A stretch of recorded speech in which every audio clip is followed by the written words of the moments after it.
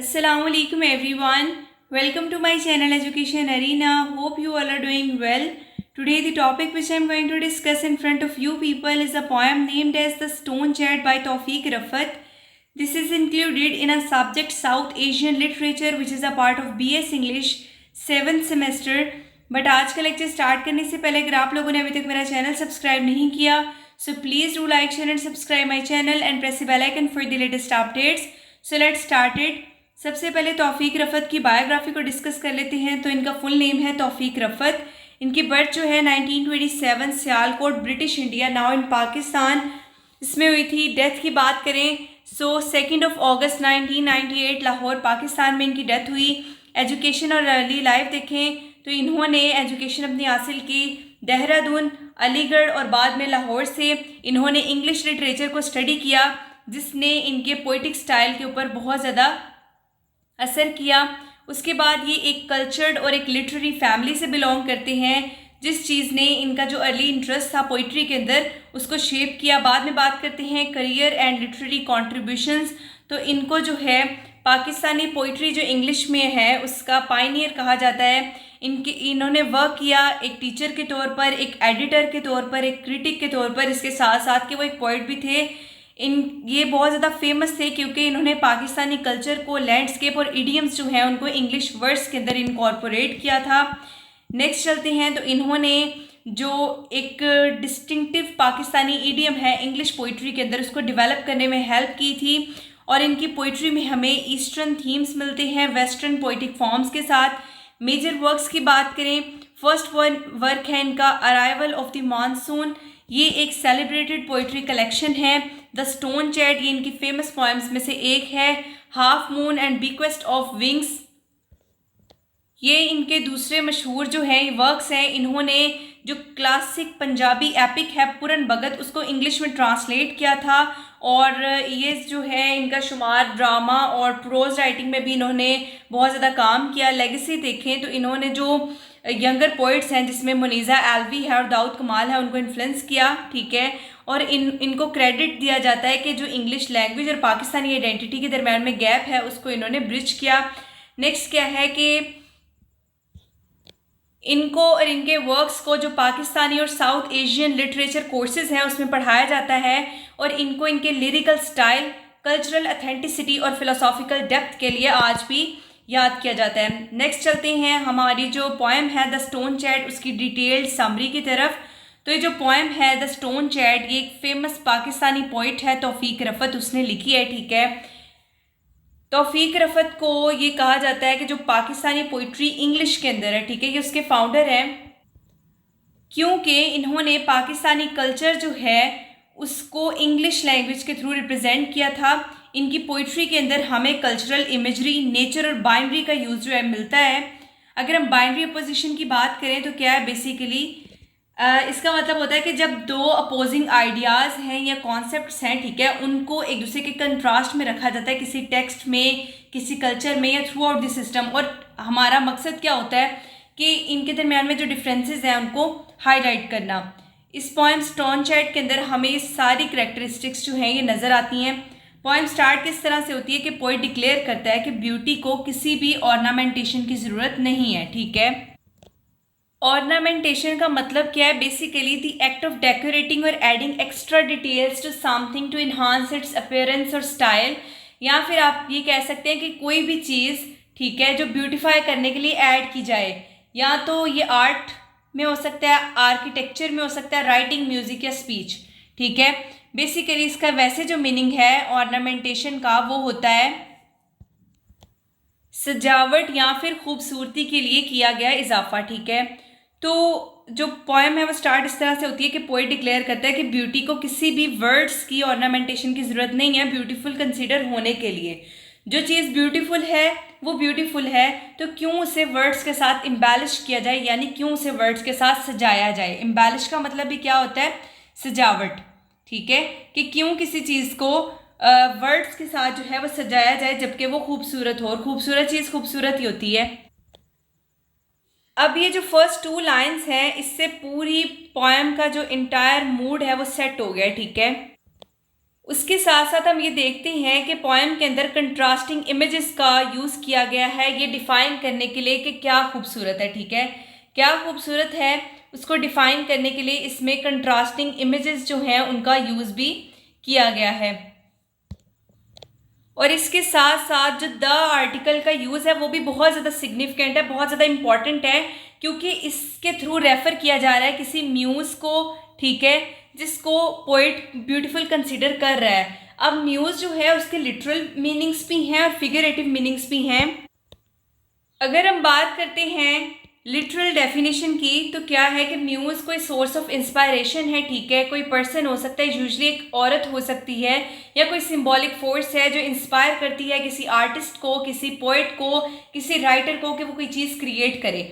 अगर हम figurative meaning देखते हैं इसका, तो वो क्या है,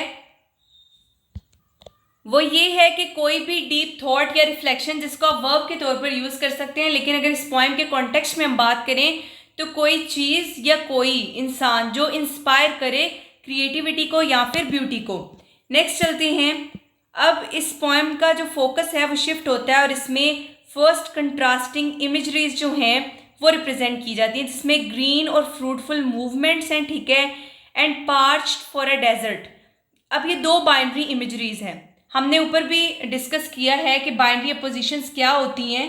बेसिकली कि जब क्या किया जाए, दो अपोजिंग आइडियाज़ हैं और कॉन्सेप्ट्स हैं, उनको इकट्ठा रखा गया और वजह क्या है कि उनका कंट्रास्ट करना है एक दूसरे के साथ किसी भी टेक्स्ट में, किसी भी कल्चर में या किसी भी थॉट सिस्टम में। और इसका मकसद सिर्फ ये होता है कि इनके दरमियान में जो डिफरेंसेस हैं उनको हाईलाइट किया जाए और टेंशन क्रिएट की जाए, ठीक है। तो अब ये फर्स्ट टू बाइनरी इमेजेस जो हैं हमारे पास आ चुकी हैं, और ये बाइनरी इमेजरीज जो हैं ये इंपॉर्टेंट है क्योंकि इसमें दो बेसिक फिनोमेना जो हैं हमें हाईलाइट किए गए हैं। फर्स्ट स्प्रिंग का जो कि लाइफ के साथ और यूथ के साथ रिलेटेड है, और दूसरी तरफ डेजर्ट जो कि क्लैरिफाइंग और मेचोरिटी के साथ रिलेट करता है।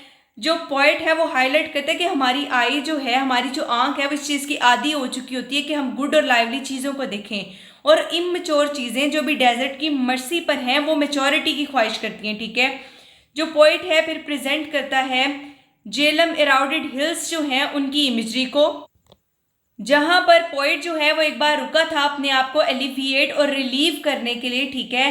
पोइट जो है वो एक एनालॉजी ड्रॉ करता है ये एराउडेड हिल्स जो हैं जेलम की, उनके दरमियान में, और एक विलेज क्रोन के दरमियान में।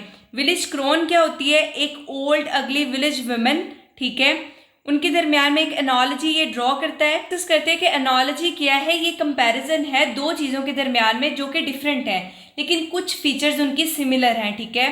तो इस चीज़ को एनालॉजी कहते हैं। इराउडेड हिल्स जो हैं इनका मतलब होता है कटी फटी या घिसी हुई जो पहाड़ियाँ हैं। अब ये हिल्स पोइट के अकॉर्डिंगली बेड रिडन लगती हैं, ठीक है। बेड रिडन का मतलब होता है कि ऐसी पहाड़ियाँ जो कमज़ोर हों, बेजान हों या बड़ी बोसीदा लग रही हों, ठीक है, उनको कहते हैं बेड रिडन हिल्स।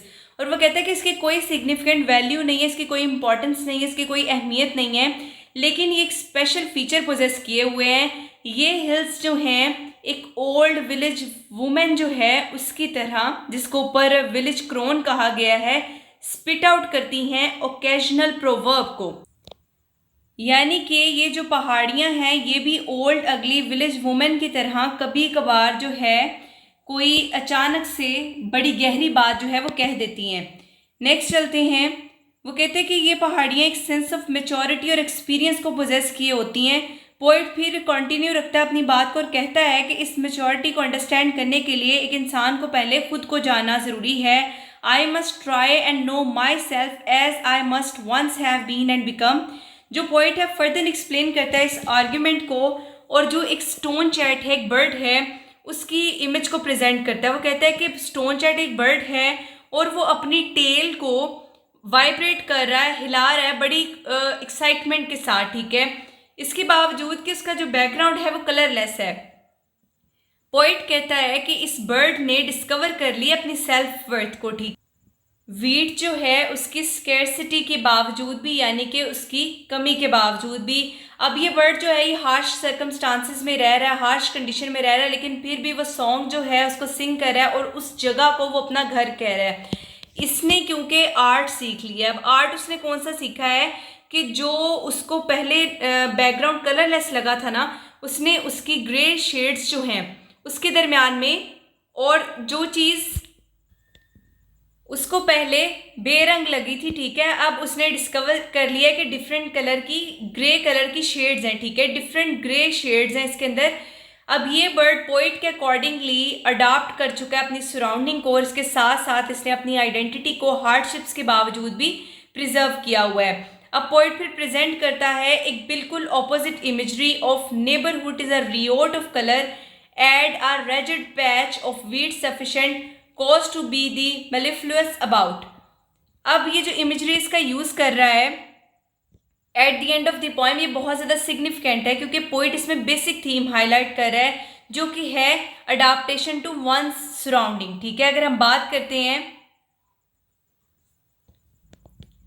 कि ये जो बर्ड है, ये जो स्टोन चैट है, उसने अपनी सराउंडिंग के अकॉर्डिंगली अपनी सराउंडिंग को अडॉप्ट कर लिया, ठीक है। और पोइट कहते हैं कि जो अडाप्टेशन है ना, इससे सेटिस्फैक्शन इंसान को मिलती है और इसी से ultimately it leads to sufficiency. Next चलते हैं मेजर थीम्स की तरफ। इसमें फर्स्ट थीम है beauty in simplicity. Poem start होती है ये असर्ट करते हुए कि ब्यूटी को किसी भी सजावट की ज़रूरत नहीं है। ये चीज़ हाईलाइट करती है पोइट का बिलीफ है नेचुरल और अनअडॉर्न्ड ब्यूटी के अंदर, इस आइडिया के अंदर कि कोई भी चीज़ या कोई भी इंसान किसी भी आर्टिफिशियल डेकोरेशन या पोइटिक एग्जैजरेशन के बगैर भी खूबसूरत हो सकता है। ये थीम रिफ्लेक्ट करता है मिनिमलिस्ट जो एस्थेटिक है उसको, और इसमें अथेंटिसिटी को वैल्यू किया गया है ऑर्नामेंटेशन की बजाय। नेक्स्ट चलते हैं बाइनरी अपोजिशंस या फिर कंट्रास्टिंग इमेजरी। तो पोइट जो है वो कंट्रास्टिंग इमेजरी यूज़ करता है, जैसे ग्रीन और fruitful movements versus past for a desert, youth versus maturity, colour versus grey. तो इससे एक डायलॉग जो है वो क्रिएट किया गया है ऑपोजिट्स के दरमियान में। ये बाइनरीज जो हैं ये रिप्रेजेंट करती हैं ज़िंदगी की कॉम्प्लेक्सिटीज़ को, जॉय और हार्डशिप को, वाइब्रेंसी और डलनेस को, उसके साथ साथ वाइटिलिटी और एजिंग को। नेक्स्ट चलते हैं, इसका जो थीम है वो है nature as a mirror of human experience. जो नेचुरल एलिमेंट्स हैं जिस तरह के अराउंडेड हिल्स हैं, डेजर्ट्स हैं, बर्ड्स हैं, वीट फील्ड्स हैं, और जो स्टोन चैट बर्ड है ये सिंबॉलिकली यूज़ किए गए हैं। जेलम की जो हिल्स हैं वो एक ओल्ड विलेज वोमेन की तरह दिखाई गई हैं, ठीक है। ये चीज़ सजेस्ट करती है कि नेचर जो है उसमें विजडम है और एक कनेक्शन है कल्चरल हेरिटेज के साथ और इंसान की एजिंग के साथ। नेचर एक मेटाफर है इंट्रोस्पेक्शन के लिए, एजिंग के लिए और इंड्योरेंस के लिए। नेक्स्ट चलते हैं self discovery and inner growth. जो पॉइंट है वो रिफ्लेक्ट करता है कि अपने आप को जानने की ज़रूरत है और इसका फोकस है सेल्फ अवेयरनेस और पर्सनल ट्रांसफॉर्मेशन के ऊपर। वो कहते हैं जिस तरह से इस बर्ड ने अडाप्ट किया है और ये जो कमी है, ठीक है, उसमें भी उसने सरवाइव किया है। स्पीकर कहता है हर इंसान को कि वो रीडिस्कवर करे अपने रेजिलियंस को, ठीक है, अपनी एसेंस को, स्पेशली जब वो अपनी ज़िंदगी की लेटेस्ट स्टेजेस में हो। नेक्स्ट चलते हैं अडाप्टेशन एंड सर्वाइवल।